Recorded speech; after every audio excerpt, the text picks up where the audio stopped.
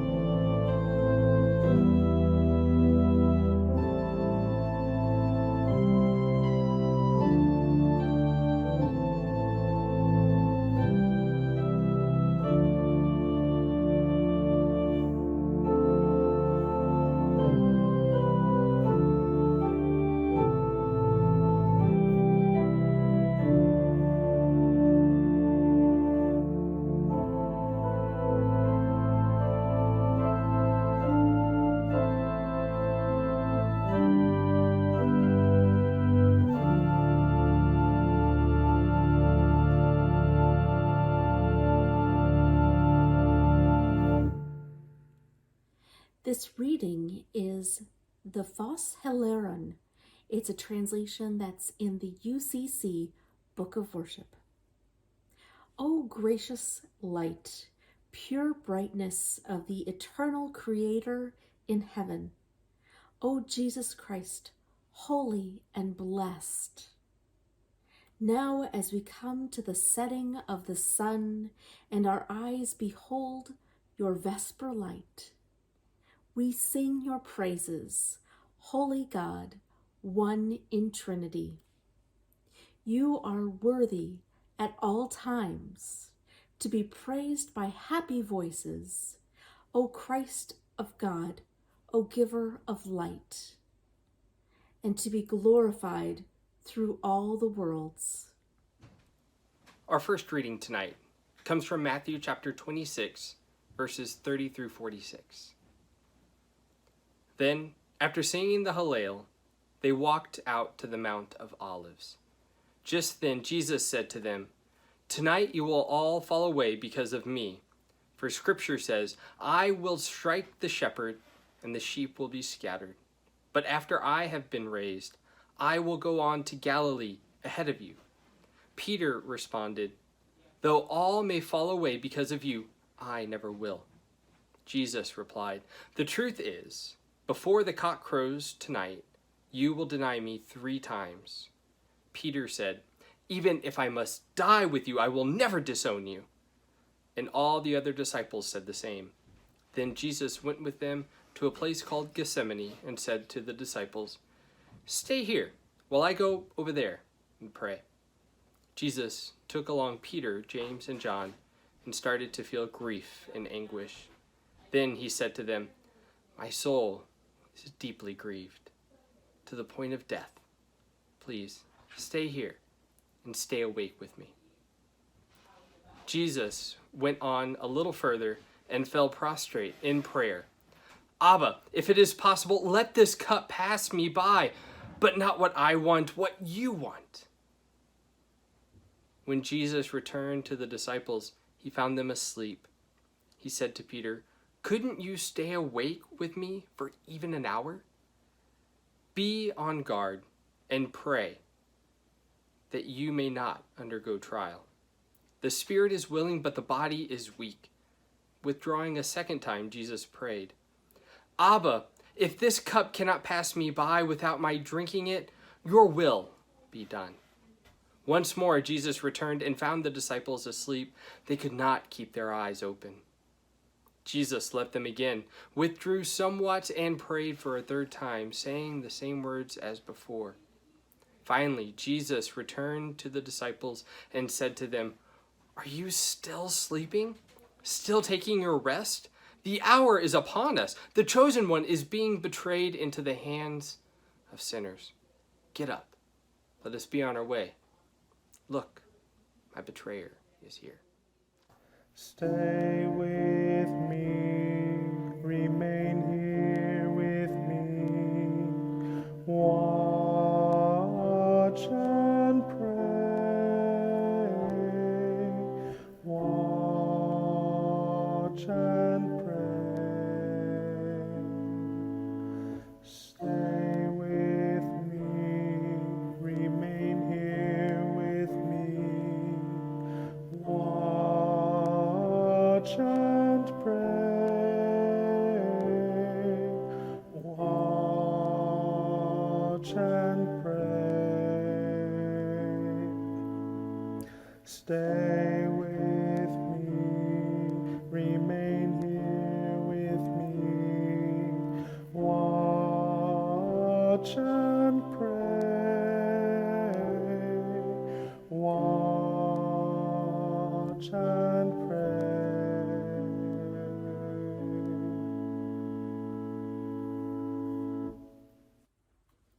Our second scripture reading comes from the book of Matthew, chapter 26, verses 47 through 56. While Jesus was still speaking, Judas, one of the 12, arrived, accompanied by a great crowd with swords and clubs. They had been sent by the chief priests and elders of the people. Judas had arranged to give them a signal. "Whomever I embrace is the one," he had said. "Take hold of him." He immediately went over to Jesus and said, "Shalom, Rabbi," and embraced him. Jesus said to Judas, "Friend, just do what you're here to do." At that moment, the crowd surrounded them, laid hands on Jesus, and arrested him. Suddenly, one of those who accompanied Jesus drew a sword and slashed at the high priest's attendant, cutting off an ear. Jesus said, "Put your sword back where it belongs. Those who live by the sword die by the sword. Don't you think I can call on my Abba God to provide over 12 legions of angels at a moment's notice? But then, how would the scriptures be fulfilled, which say it must happen this way?" Then Jesus said to the crowd, "Am I a robber that you have come armed with swords and clubs to arrest me? Every day I sat teaching in the temple precincts, yet you never arrested me." All this happened in fulfillment of the writings of the prophets. Then all the disciples deserted Jesus and fled.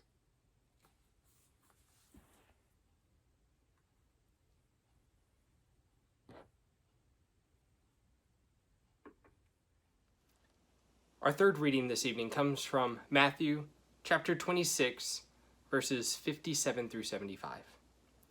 Those who had seized Jesus led him off to Caiaphas, the high priest, where the religious scholars and elders had convened. Peter followed at a distance, as far as the high priest's residence. Going inside, Peter sat down with the guards to await the outcome.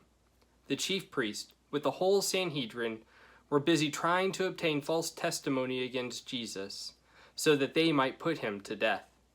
They discovered none, despite the many false witnesses who took the stand.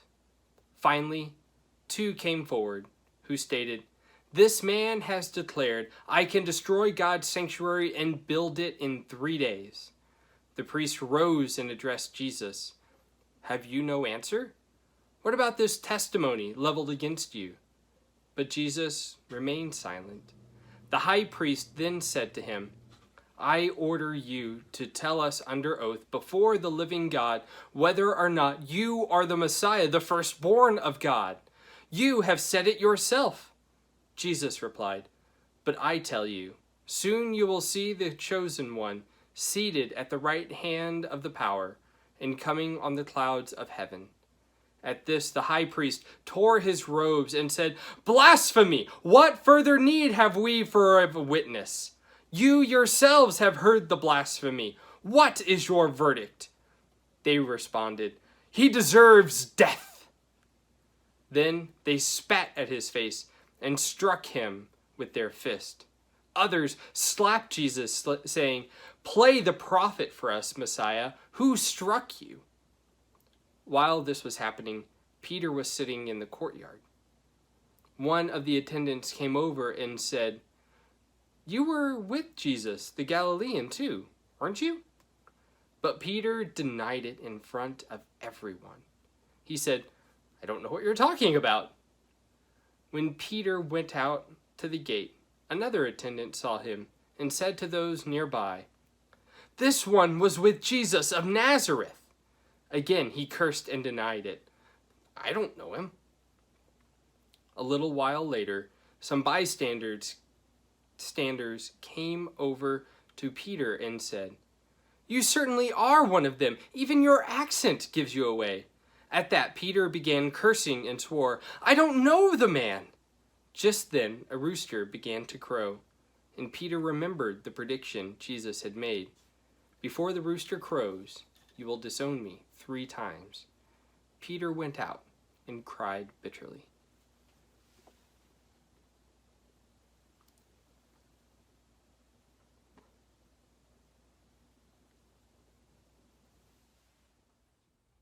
Our fourth reading is Matthew 27, verses 1 through 5. At daybreak, all the chief priests and the elders of the people took formal action against Jesus to put him to death. They bound him and led him away to be handed over to Pilate, the governor. When he saw that Jesus had been condemned, Judas, who had betrayed Jesus, felt remorse. He took the 30 pieces of silver back to the chief priests and elders and said, "I have sinned. I have betrayed innocent blood." "What is that to us?" they answered. "That's your affair." So Judas flung the money into the sanctuary and left. Then he went off and hanged himself.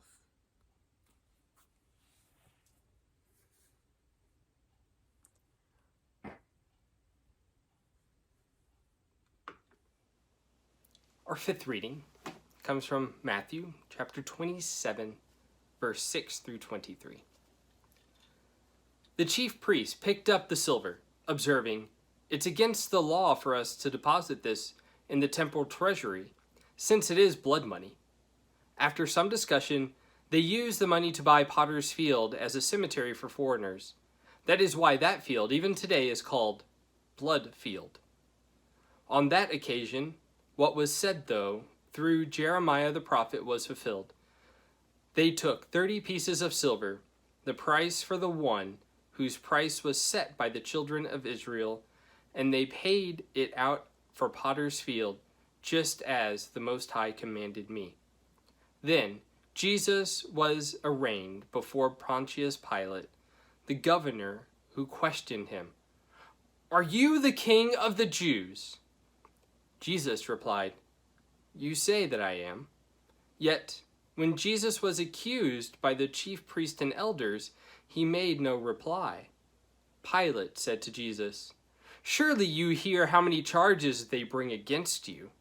But Jesus did not answer Pilate on a single count, much to the governor's surprise. Now on the occasion of a festival, the governor was accustomed to release one prisoner, whom the crowd would designate. At that time, they were holding a notorious prisoner named Barabbas. So when the crowd gathered, Pilate asked them, "Which one do you wish me to release for you, Barabbas or Jesus, the so-called Messiah?" Pilate knew, of course, that it was out of jealousy that they had handed Jesus over. While Pilate was still presiding on the bench, his wife sent him a message. "Have nothing to do with that innocent man. I had a dream about him last night, which has been troubling me all day long." But the chief priests and elders convinced the crowds that they should ask for Barabbas and have Jesus put to death. So when the governor asked them, "Which one do you wish for me to release to you?" they all cried, "Barabbas!" Pilate said to them, "Then what am I to do with Jesus, the so-called Messiah?" "Crucify him," they said. "Why? What crime has he committed?" Pilate asked. But they only shouted louder, "Crucify him!"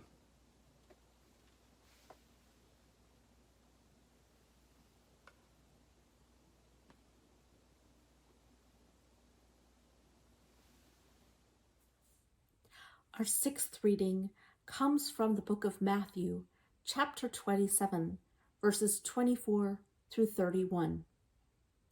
Pilate finally realized that he was getting nowhere with this. In fact, a riot was breaking out. Pilate called for water and washed his hands in front of the crowd, declaring as he did so, "I am innocent of this man's blood. The responsibility is yours." The whole crowd said in reply, "Let his blood be on us and on our children." At that, Pilate released Barabbas to them, but he had Jesus whipped with a cat o' nine tails, then handed him over to be crucified. The governor's soldiers took Jesus inside the praetorium and assembled the whole court around him. They stripped off his clothes and wrapped him in a scarlet military cloak.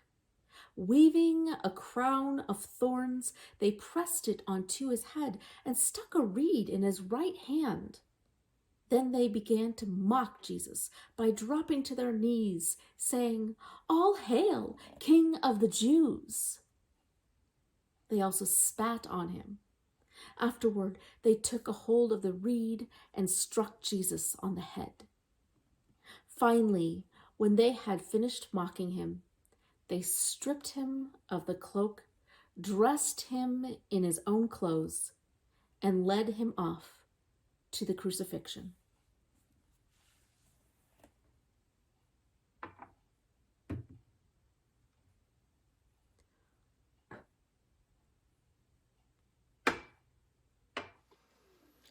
Our seventh reading comes from Matthew 27, verse 32 through 44.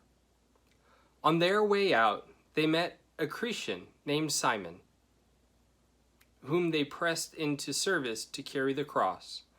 Upon arriving at the site called Golgotha, which means skull place, they gave Jesus a drink of wine mixed with a narcotic herb, which Jesus tasted but refused to drink. Once they had nailed Jesus to the cross, they divided his clothes among them by rolling dice. Then they sat down and kept watch over him. Above his head, they put the charge against him in writing, "This is Jesus, King of the Jews." 2 robbers were crucified along with Jesus, one at his right and one at his left. People going by insulted Jesus, shaking their heads and saying, "So, you are the one who is going to destroy the temple and rebuild it in 3 days. Save yourself, why don't you? Come down off that cross if you are God's own." The chief priest and religious scholars and the elders also joined in the jeering.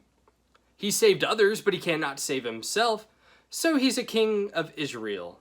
Let's see him come down from that cross, and then we will believe in him.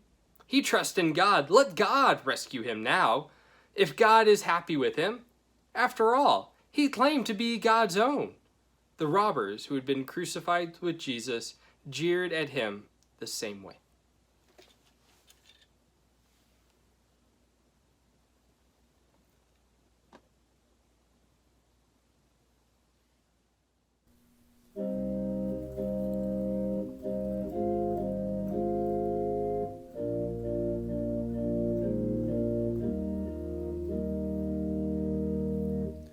Jesus, remember me when you come into your kingdom. Jesus, remember me when you come into your kingdom. Jesus, remember me when you come into your kingdom. Jesus, remember me when you come into your kingdom.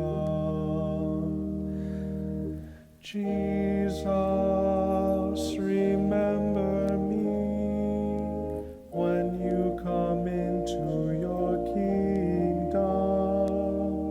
Jesus, remember me when you come into your kingdom.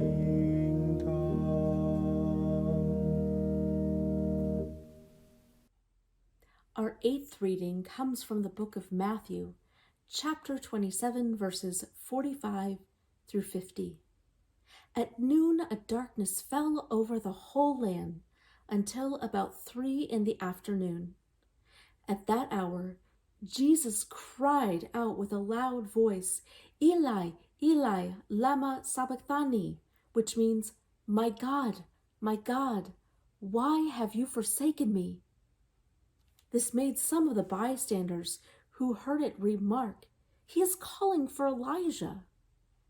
One of them hurried off and got a sponge. He soaked the sponge in cheap wine and, sticking it on a reed, tried to make Jesus drink. The other said, Leave him alone. Let's see whether Elijah comes to his rescue." Once again, Jesus cried out in a loud voice. Then he gave up his spirit.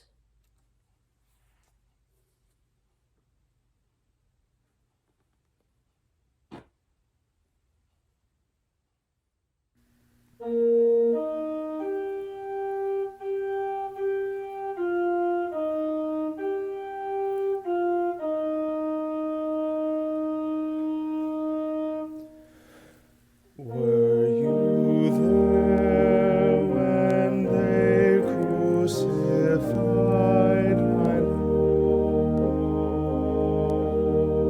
Were you there when they crucified my Lord? Oh,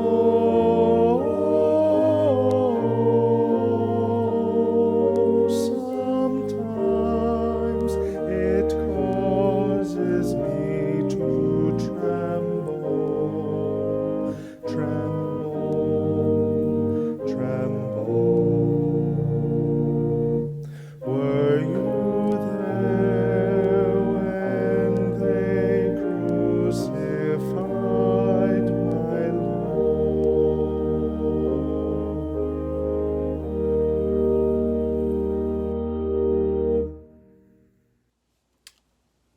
Our ninth reading comes from Matthew chapter 27, verse 51 and through 54.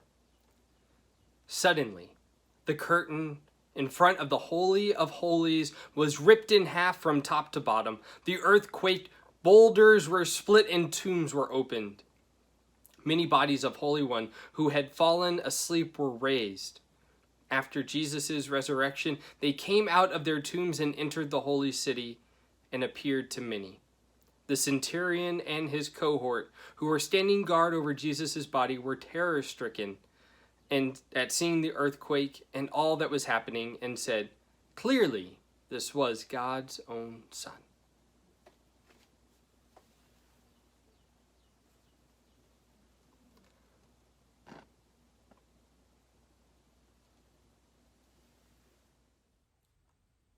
Our last reading tonight comes from the book of Matthew, chapter 27, verses 55 through 66.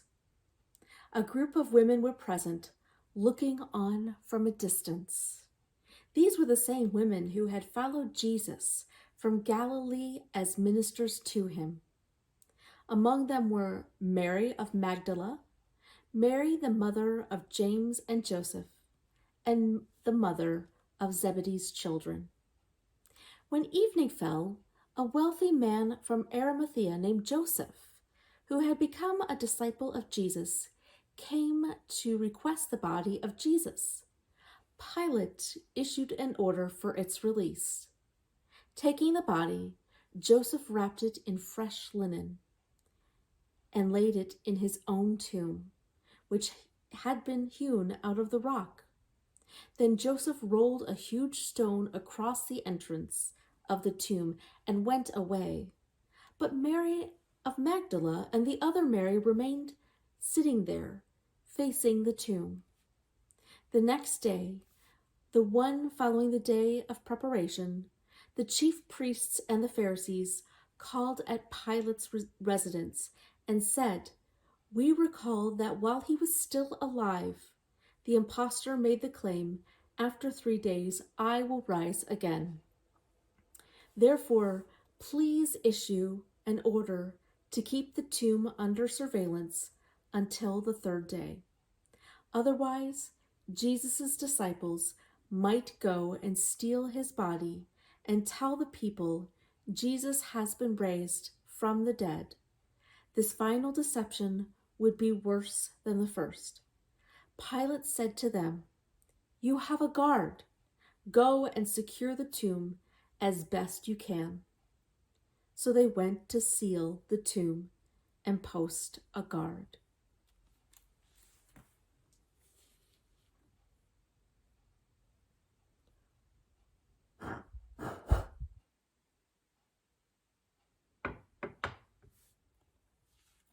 Were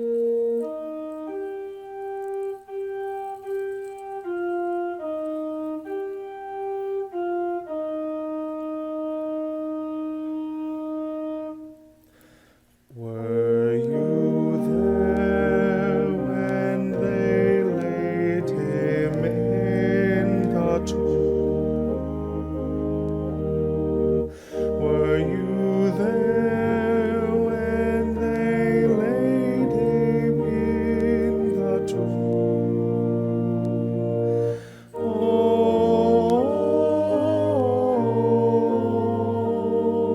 sometimes it causes me to tremble, tremble.